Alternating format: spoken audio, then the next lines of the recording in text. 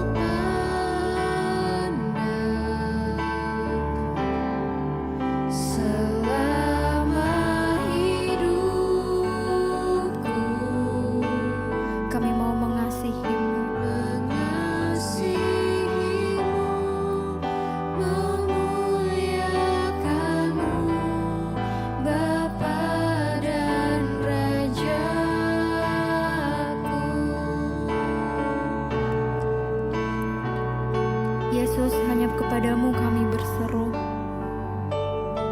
karena hanya Engkaulah penyelamat kami Bapa.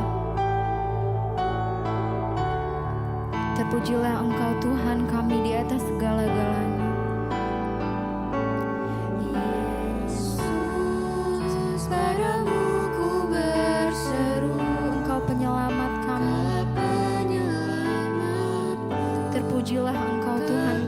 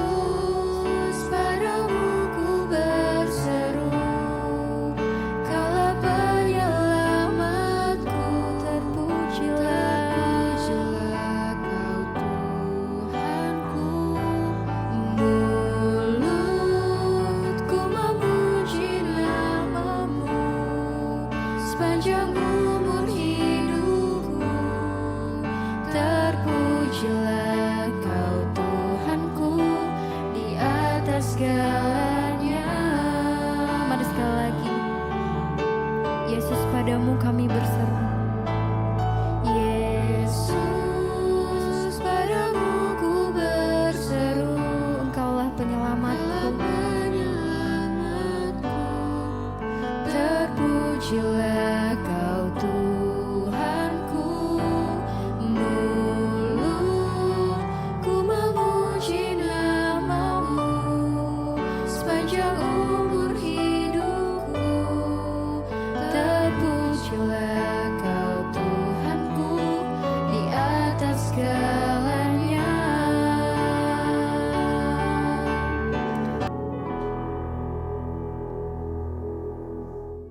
Segala pujian, hormat, kemuliaan hanya bagi Engkau Tuhan, sebab Engkau saja yang layak untuk kami tinggikan. Terima kasih Tuhan, biar ibadah kami hari ini meninggikan nama Tuhan. Bahkan firman Tuhan boleh tertanam dalam hati kami. Urapi hamba-Mu yang tidak ada apa-apanya Tuhan, Roh Kudus-Mu turun atas setiap kami, mengurapi setiap kami sehingga kami boleh mengerti akan kebenaran firman Tuhan. Di dalam nama Yesus yang percaya Tuhan memberkati kita, katakan bersama, amin, amin. Silakan duduk Bapak Ibu, shalom. Bagaimana kabarnya hari ini? Pasti semakin luar biasa karena kita punya Tuhan yang luar biasa. Iya, tema hari ini adalah iman dan kekudusan Henok, saudara. Henok itu tidak terlalu banyak tercatat kisahnya di dalam Alkitab, ya. Tetapi kalau kita melihat dari Kejadian pasal yang kelima, Henok itu adalah keturunan ketujuh dari Adam, ya. Dan saudara, kalau saudara membaca di kitab Kejadian pasal yang kelima itu, ya, di sana ditulis bahwa Adam memperanakan ini, memperanakan ini, memperanakan itu, dan semua umurnya itu rata-rata 900 tahun, 800 tahun, ya, ketika mereka mati. Tetapi Henok dia hanya berumur 365 tahun. Ya, tapi kenapa nama Henok tercatat di Alkitab? Semua orang yang namanya tercatat di Alkitab pasti ada sesuatu yang luar biasa. Amin apa amin? Kalau enggak luar biasa dosanya, luar biasa benernya. Ya, jadi kita mau ambil yang mana ini? Yang luar biasa tentu benarnya, amin. Ya, yuk kita lihat bersama Kejadian pasal yang kelima, saudara. Ya, ayat yang ke-18 saja, nanti saudara baca ayat dari yang pertama ya, karena saya akan langsung lompat, nanti kelamaan tuh nama-nama semua. Kejadian 5 ayat 18 berkata, kita lihat sana ya, di firman Tuhan berkata, setelah apa? Yared hidup 162 tahun, ia memperanakan Henok. Jadi nama papahnya Henok itu siapa? Yared, ya, dia keturunan ketujuh Henok ini dari Adam. Jadi ini manusia awal-awal ya. Lalu ayat yang ke-19 dikatakan, ya, ayat 19, dan Yared masih hidup berapa? 800 tahun setelah ia memperanakan Henok, dan ia memperanakan anak laki-laki dan perempuan. Jadi dia masih hidup 800 tahun lagi. Ya, semua kalau saudara baca dari atas-atas itu 900, 800, 900, 800. Ayat yang ke-20 dikatakan di sana, jadi Yared mencapai umur 962 tahun, lalu ia mati. Nah, ayat 21 berkata, setelah Henok hidup berapa? 65 tahun, ia memperanakkan Metusalah. Ya, jadi Henok hidup nih 65 tahun, dia punya anak namanya Metusalah.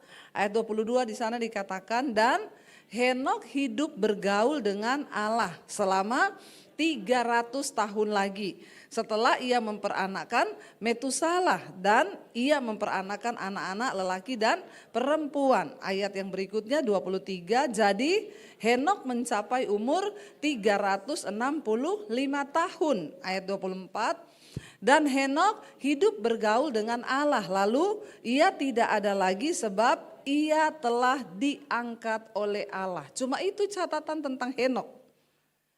Saudara, Henok ini umurnya tadi berapa dikatakan? 365 tahun.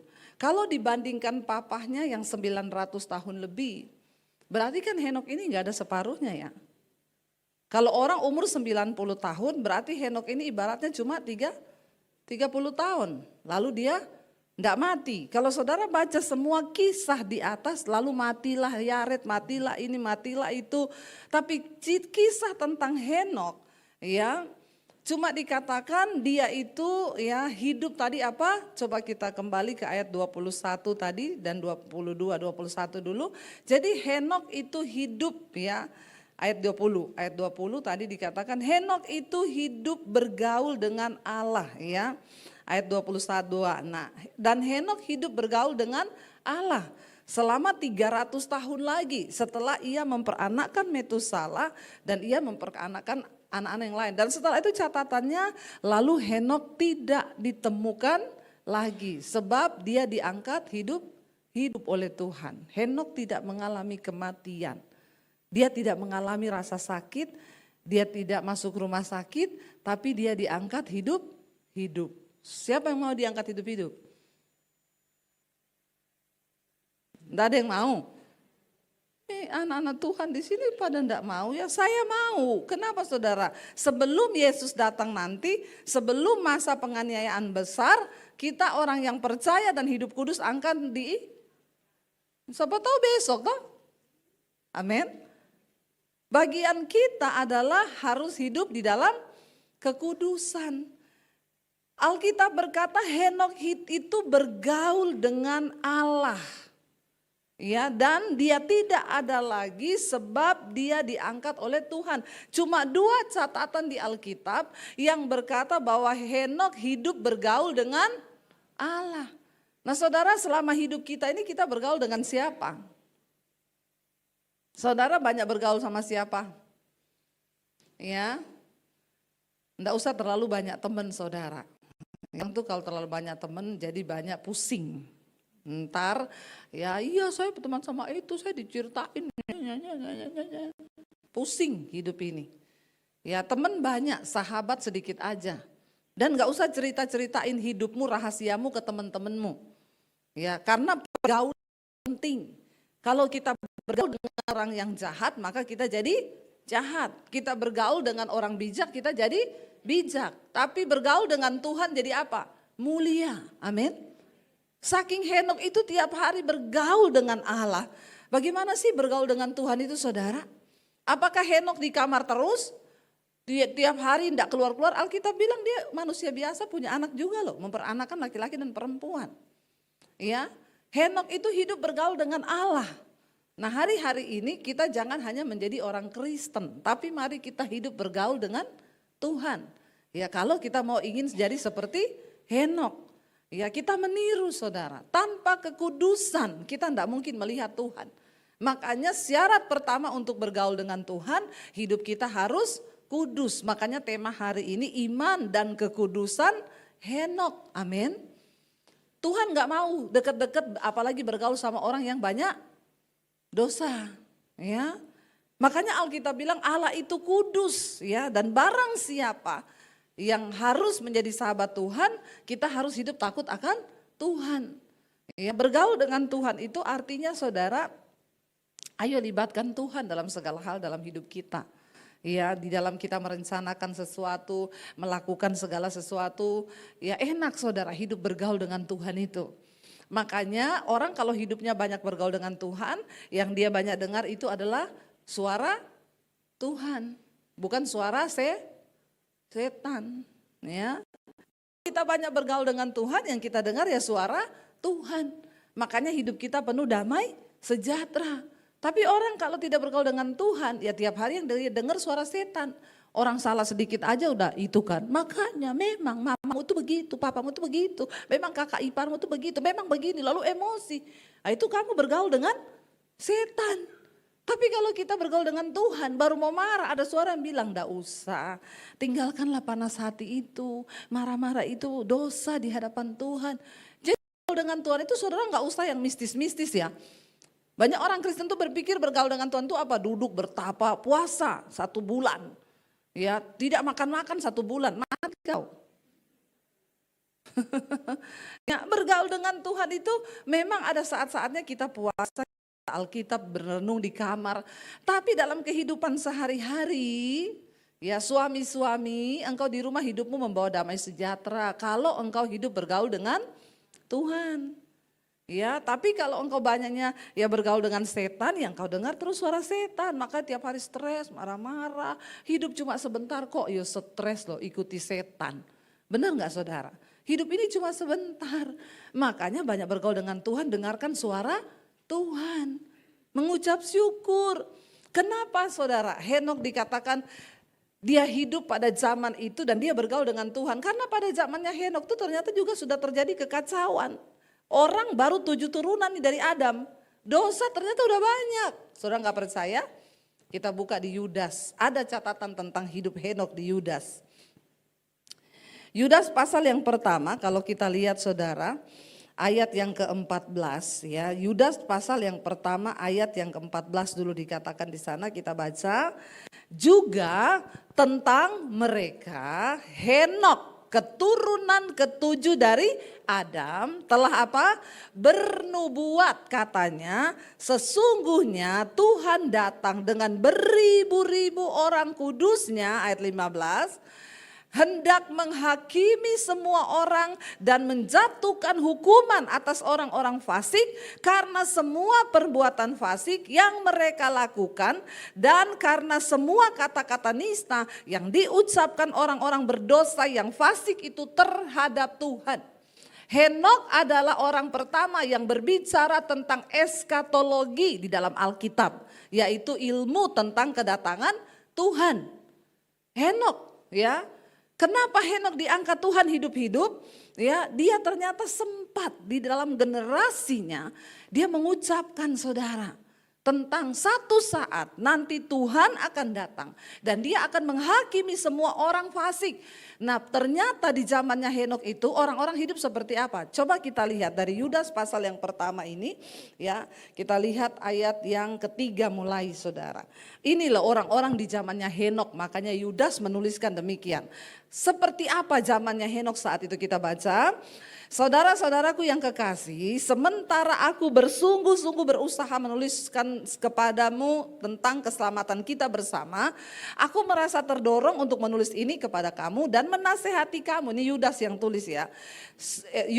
Supaya kamu tetap berjuang untuk mempertahankan iman yang telah disampaikan kepada orang-orang kudus ya.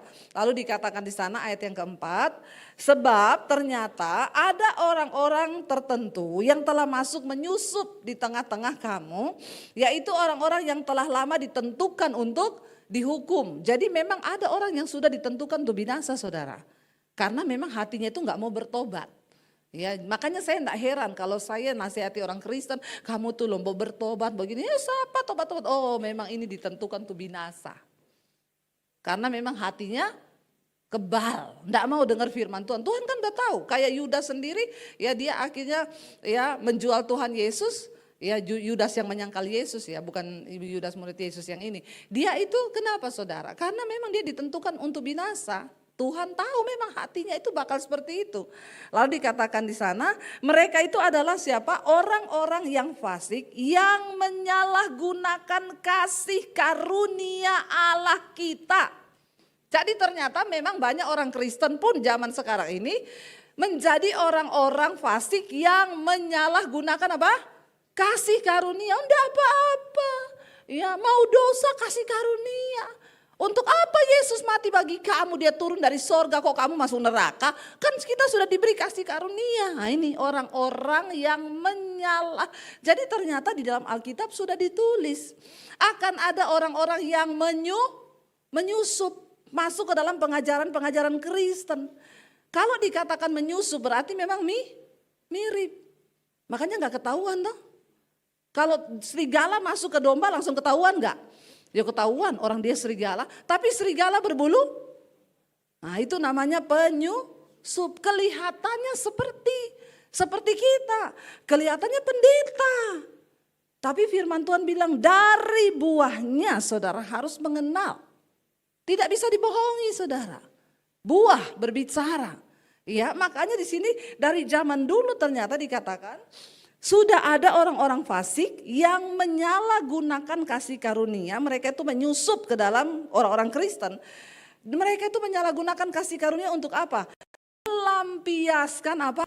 Hawa nafsu mereka dan yang menyangkal satu-satunya penguasa dan Tuhan kita Yesus Kristus. Jadi di zaman Henok pun memang sudah ada orang-orang yang hidup tidak takut akan Tuhan. Terjadi lagi di zaman Yudas, mirip seperti di zaman Henok dulu. Orang tidak menghormati Tuhan. Ya, mereka bebas melakukan dosa, mereka hidup dalam kenajisan, persinahan, kepahitan, segala dosa. Tapi bilangnya apa? Kasih karunia. Hati-hati dengan pengajaran kasih karunia. Ya enggak apa-apa kok, Tuhan mengampuni kau terus. Ya, Gereja itu kan bengkel, nanti hari ini rusak, besok lagi kau rusak lagi, datang lagi ke bengkel, lusa rusak lagi, tahun depan rusak lagi. Rusak terus sampai bertahun-tahun. Ya kalau saya jadi bengkelnya saya bilang saya enggak mau Pak layani mobilmu ini rusak terus buang aja nih mobil, iya enggak? Orang mobil kok rusak terus? Jadi anak Tuhan kok enggak tobat-tobat? Hidup berdosa terus jatuh lagi. Tuhan juga tahu ya kejatuhan yang seperti apa. Kalau kita jatuhnya ini cuma marah, oh memang saya lepas kontrol ya, saya tadinya enggak kepengen marah sih. Tapi akhirnya marah, ampuni aku Tuhan. Itu Tuhan maklumi, itu dosa namanya hilaf. Tapi kalau bersinah, selingkuh, homo itu bukan hilaf, itu doyan. Ya perlu bertobat. Jangan main-main dengan kasih karunia loh saudara. Ya kita bicara tentang kekudusan hari ini saudara. Ini zaman sudah mau selesai dunia ini. Kemarin ya Elon Musk orang pertama sudah berhasil dipasang chip di otak. Ya ini lagi dalam masa pemulihan. Tanggal 29 Januari kemarin percobaan pertama pemasakan chip di otak manusia. Ya saudara kita ini semua data kita kan sudah diambil. Ya nanti kan ke depan ini memang ini Alkitab yang ngomong, Tuhan bilang, Kitab Wahyu bilang. Semua orang akan dipasang tanda itu dan siapapun yang tidak pakai tanda itu tidak bisa beli, tidak bisa jual. Ya, chip itu nanti akan dipasang. Chip itu apa saudara? Saya pikir-pikir chip itu paling ya ini loh, SIM card kita ini kan di sini sudah ada M-banking. Makanya sekarang semua sudah sinkronkan antara NIK sekarang sama chip. Jadi ke depan orang nggak bisa ganti-ganti nomor lagi. Ini semua sedang diproses menuju kepada pemasangan chip. Nanti ketika tiba waktunya, dulu saya pikir wah masih lama, memang waktu saya berkhotbah awal-awal dulu saya bertobat, saya baca tentang artikel itu ya, mereka bilang perusahaan Mondex itu bilang mereka akan usahakan pembuatan chip itu sudah selesai 2020. Waktu saya khotbah dulu saya bilang waduh masih 2020 masih lama itu, mungkin saya masih hidup atau sudah mati kali. Ternyata ini sekarang sudah 2024, iya enggak? Dan tanpa terasa, dan memang itu terus saudara, ya berlaku. Makanya saya bilang ya memang saudara ini akan mengarah ke sana. Ya kita nih sekarang sudah KTP kita semua sudah elektronik kan.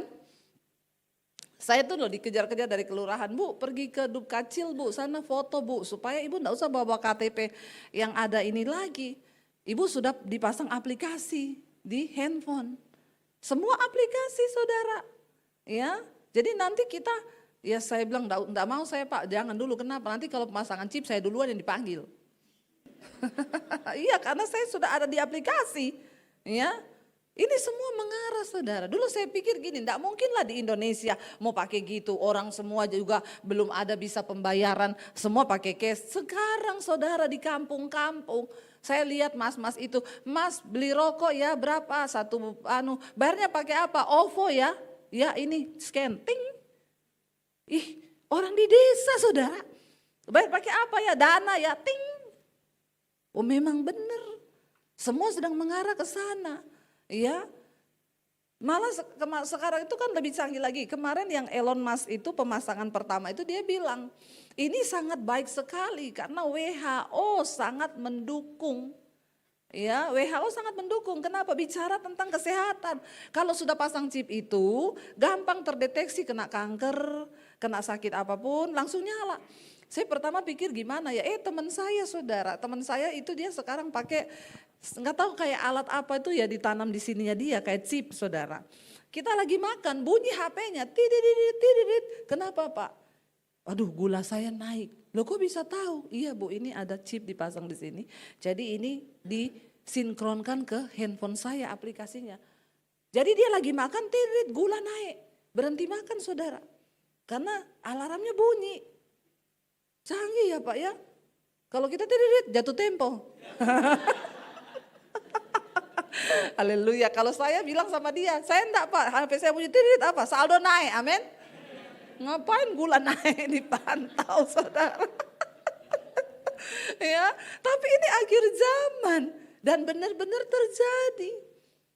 Nanti semua akan dipasang, kolesterol naik, nanti dipasang di aplikasi, semua aplikasi. Dan hidup kita ini semua bicara tentang frekuensi. Bayangkan saudara. Ya ini aja manusia mulai dikontrol kan loh. Chip gula bunyi, tidak lagi makan stop makan. Sudah dikontrol nggak? Iya. Ya. Tanpa kita sadari saudara. Dan bisa dihentikan kan? Nggak bisa ini dihentikan. Ini adalah penggenapan firman Tuhan. Kita hanya bisa mensosialisasikan ini adalah firman Tuhan. Mau di stop enggak bisa, mau suruh pemerintah stop enggak bisa. Memang firman Tuhan harus digenapi. Saya hanya menghimbau, ayo buka mata lebar-lebar orang Kristen, bertobat. Jangan hidup berdosa terus. Supaya siapa tahu nanti malam akan ada pengangkatan. Kita semua siap dalam kekudusan, tidak ada yang tertinggal, amin. Loh iya loh saudara, kayak Henok nanti kita hilang, tiba-tiba hilang. Alkitab bilang istri lagi di ladang, suaminya hilang. Istri lagi di rumah, istrinya masak, tiba-tiba hilang. Rapture diangkat Tuhan dalam kekudusan. Ya makanya beres-beresin hidup mulai dari sekarang. Yang banyak dosa bertobat, yang banyak utang bayar. Mau diangkat malaikat ada utang belum lunas.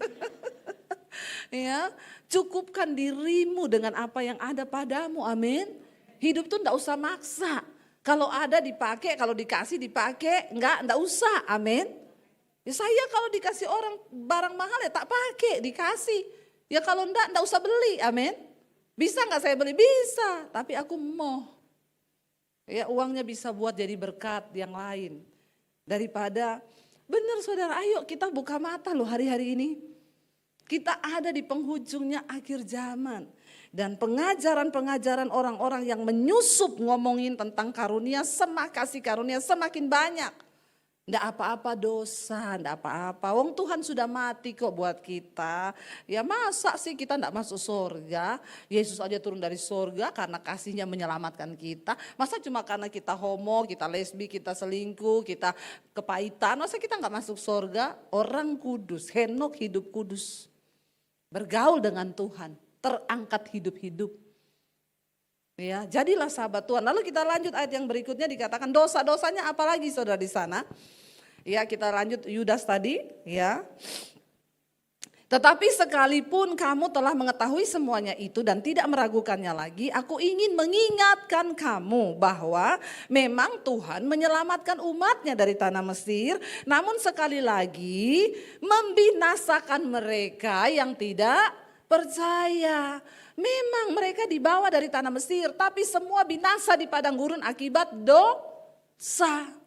Memang Yesus turun dari sorga untuk menyelamatkan kita, tapi orang yang tidak menghormati kasih karunia Allah akan dibinasakan. Memang Tuhan mengasihi. Dia selamatkan bangsa Israel dari Mesir, tapi ingat, dia juga bunuh mereka di padang gurun karena kedegilan dan keras hatinya mereka yang tidak mau bertobat. Itu perlu kita ingat saudara. Jangan cuma ingat kasih Tuhan itu juga menghukum. Ketika pertama kali Yesus datang ke dalam dunia membawa kasih karunia, yes. Tapi kedua kali dia akan datang sebagai hakim yang adil untuk menghukum dunia. Ya makanya lagu Pantekosta lama berkata, ya ayah dan anak tercerai, suami dan istri tercerai selamanya waktu Tuhan menghukum dunia. Ya, makanya saya bilang sama anak-anak saya, hidup kudus nak. Jangan sampai kita hanya bersama di dunia ini, tapi nanti kita terpisah. Enggak ada loh bilang anak pendeta mau anaknya siapa kalau kau tidak hidup menurut firman Tuhan. Ya, pribadi-pribadi itu yang akan menyelamatkan dirimu dengan Tuhan. Bangun hubungan dengan Tuhan, saudara ya. Ayat yang berikutnya dikatakan, ayat yang kelima, ya ayat yang keenam, dibilang di sana saudara, dan bahwa ia menahan malaikat-malaikat yang tidak taat pada batas-batas kekuasaan mereka, tetapi yang meninggalkan tempat kediaman mereka dengan belenggu abadi di dalam dunia kekelaman sampai penghakiman pada hari besar. Malaikat aja ditawan, ditahan dalam batas-batasnya Tuhan. Siapa kita sampai kita ini ngomong kasih karunia terus. Ya ingat loh, Tuhan itu menghukum saudara. Ayat berikutnya, ayat yang ketujuh dikatakan, Ya, saya pengen kita nih melihat dosa-dosa ya sama seperti Sodom dan Gomora dan kota-kota sekitarnya yang dengan cara yang sama melakukan apa? Percabulan dan mengejar kepuasan-kepuasan yang tidak wajar. Laki-laki jatuh cinta sama laki-laki, perempuan sama perempuan. Mereka telah menanggung siksaan api kekal sebagai peringatan kepada semua orang. Kenapa Sodom dan Gomora dihancurkan? Menjadi peringatan buat kita saudara bahwa kita ini jangan main-main dengan kasih karunia Tuhan. Ya, namun ayat yang 8 berkata, namun demikian orang-orang yang bermimpi-mimpian ini juga mencemarkan tubuh mereka dan menghina kekuasaan Allah serta menghujat semua yang mulia di sorga, saudara. Kita lanjut ayat yang langsung aja ya, ayat yang ke-11. Celakalah mereka yang mengikuti, ayat yang ke-11 saudara ya, waktunya udah hampir habis. Celakalah mereka yang mengikuti jalan yang ditempuh Kain, dan karena mereka oleh sebab upah menceburkan diri ke dalam kesesatan Bileam, dan mereka binasa karena kedurhakaan seperti Korah. Ayat yang berikutnya 12 dikatakan, saya pengen kita tahu dosa-dosa pada zaman itu. Mereka inilah noda dalam perjamuan kasih-Mu, di mana mereka tidak malu-malu melahap dan hanya mementingkan dirinya sendiri. Mereka bagaikan awan yang tak berair, yang berlalu ditiup angin. Mereka bagaikan pohon-pohon yang dalam musim gugur tidak menghasilkan buah. Pohon-pohon yang terbantun dengan akar-akarnya yang mati sama sekali. Perhatikan, tidak berbuah. Orang-orang ini tidak berbuah, nggak ada buah apa-apa. Malah buah kejelekan yang mereka hasilkan. Ayat yang ke-13 berkata, mereka bagaikan ombak laut yang ganas, yang membuihkan keaiban mereka sendiri. Mereka bagaikan bintang-bintang yang baginya telah tersedia tempat di dunia kekelaman untuk selama-lamanya. Memang kelihatannya bintang saudara, tapi akan dibinasakan oleh Tuhan. Ayat yang ke-14. Juga tentang mereka, Henok keturunan ketujuh dari Adam telah bernubuat, katanya apa? Sesungguhnya Tuhan datang dengan beribu-ribu orang kudusnya. Ya, dan ayat yang ke-15, hendak menghakimi semua orang dan menjatuhkan hukuman atas orang-orang fasik karena semua perbuatan fasik yang mereka lakukan, dan karena semua kata-kata nista yang telah diucapkan orang-orang berdosa yang fasik itu terhadap Tuhan. Ayat 5, ayat 16. Ini dosa-dosa mereka saudara ya. Ayat 16 dikatakan di sana, mereka itu orang-orang yang apa? Menggerutu. Lalu yang kedua apa? Mengeluh tentang nasibnya. Lalu apa? Hidup menuruti hawa nafsunya. Tetapi mulut mereka mengeluarkan perkataan yang bukan-bukan. Dan mereka apa? Menjilat orang untuk mendapat keuntungan. Ini loh tipe-tipe orang akhir zaman ini. Yang ada juga di zaman Nuh. Ya, mereka itu orang yang menggerutu, sukanya menggerutu. Hari ini saudara ada yang menggerutu? Puji Tuhan tidak ada karena lagi di gereja. Nanti kalau keluar dari pintu gereja. Menggerutu terus. Kenapa itu orang di padang gurun dibinasakan Tuhan? Menggerutu, bersungut, dan bukan cuma itu. Mereka itu orang yang suka mengeluh tentang nasib, ya nasib. Kenapa hidupku begini? Ya memang sudah nasibku.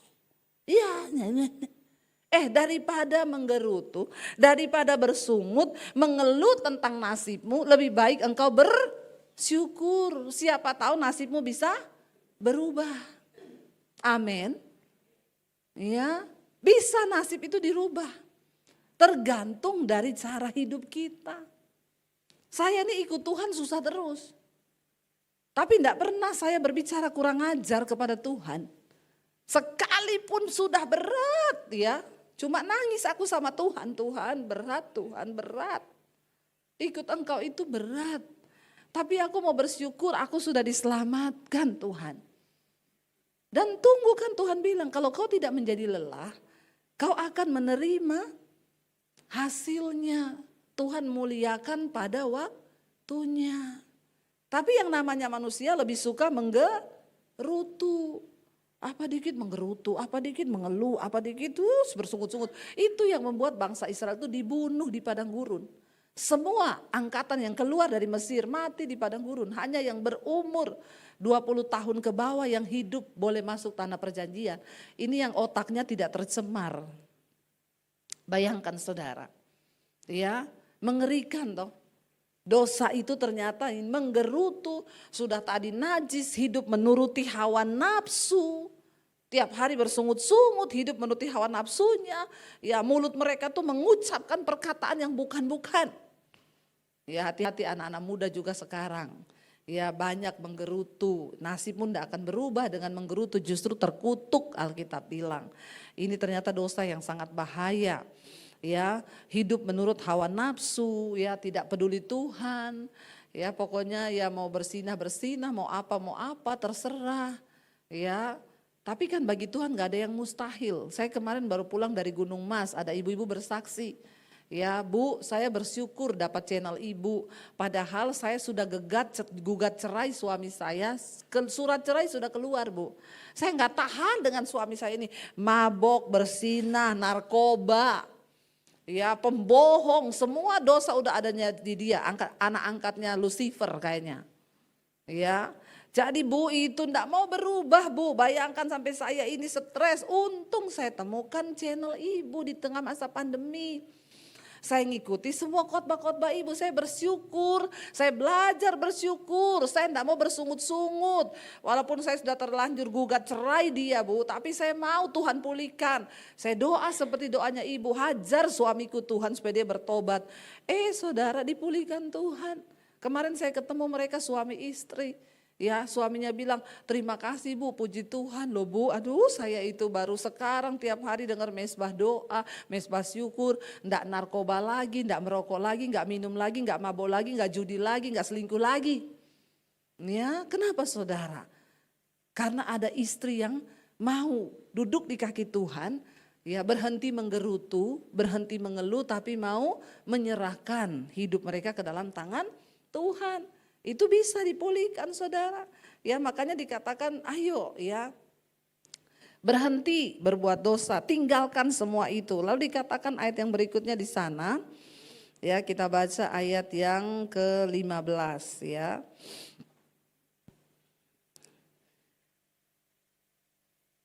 Tadi ayat yang keberapa saudara? 16 ya.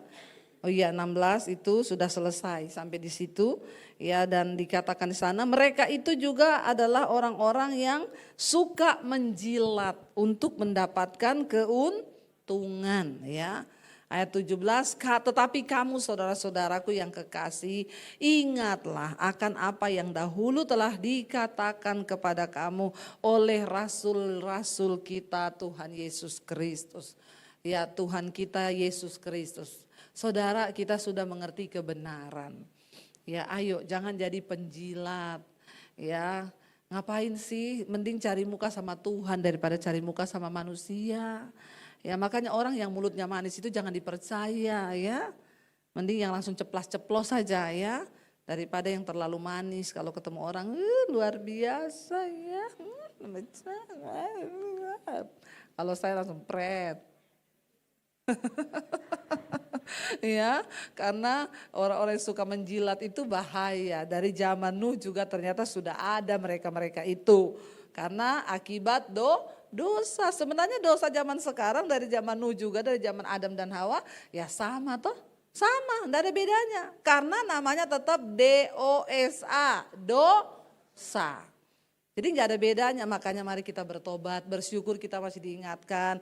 Ayo pulang dari sini, ya jangan lagi bersungut-sungut. Suami istri menggerutu, ingat loh ya. Ya ingat pesannya Henok loh ya, bertobat ya. Saya percaya, saya undang para imam musik maju ke depan. Kita percaya saudara, kita orang-orang yang mau dikuduskan Tuhan dan mau senantiasa hidup melakukan kehendak Tuhan. Kita mau bergaul dengan Tuhan. Ya kita mau berkata di hadapan Tuhan, ya bawa kami Tuhan untuk senantiasa hidup menyenangkan hati Tuhan. Ya biar kita mau katakan kudus, kuduslah, kuduslah Tuhan. Bangkit berdiri bersama saudara. Datang pada Tuhan hari ini. Ini hidup kami Tuhan. Kami berdoa biar Engkau Tuhan yang melihat hidup kami. Kami mau bergaul dengan Tuhan. Kami mau hidup selaras dengan firman Tuhan. Kami tahu Engkau Allah yang kudus, Allah yang mulia. Untuk kami boleh dapat hidup di dalam kekekalan kemuliaan-Mu. Seperti Henokh, kami harus hidup bergaul dengan Tuhan. Angkat tanganmu, katakan di hadapan Tuhan. Kudus, kuduslah, kuduslah Tuhan, Allah semesta alam.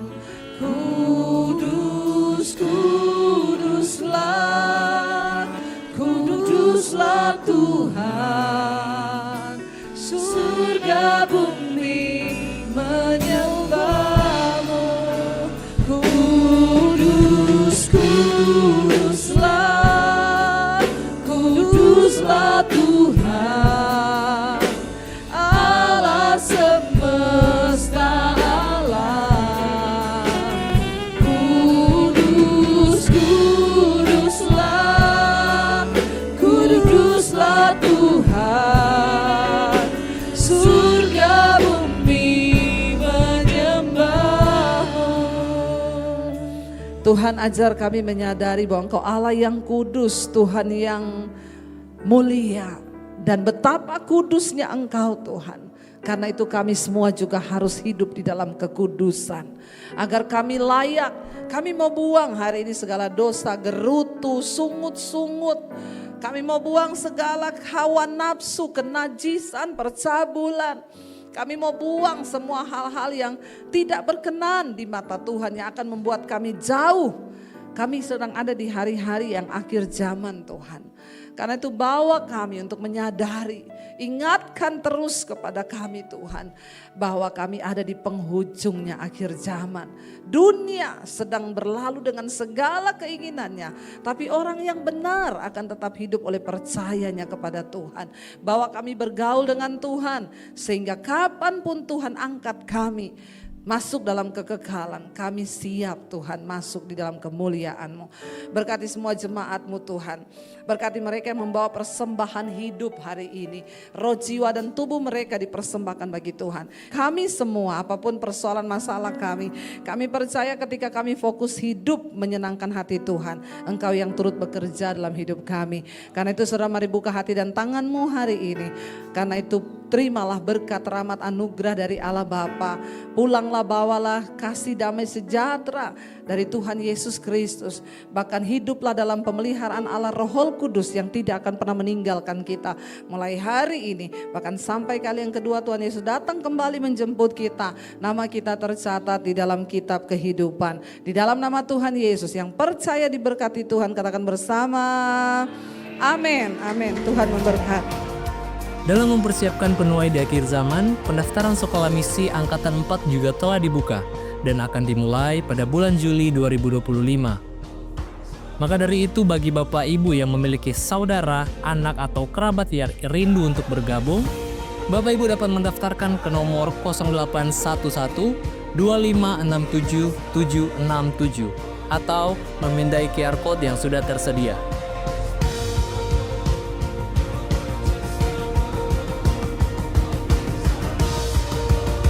Yesus berkata, tuaian memang banyak, tetapi penuai itu sedikit. Karena itu berdoa kepada Bapa supaya Tuhan tuh kirim penuai. Siapa yang menjadi penuai? Didik mereka, latih mereka, beritakan Injil, membangun kerajaan Allah. Kenapa Injil harus diberitakan ke seluruh bumi? Tuhan memberikan kesempatan bagi manusia untuk bertobat, menerima kabar baik itu, supaya orang boleh memilih untuk diselamatkan atau tidak.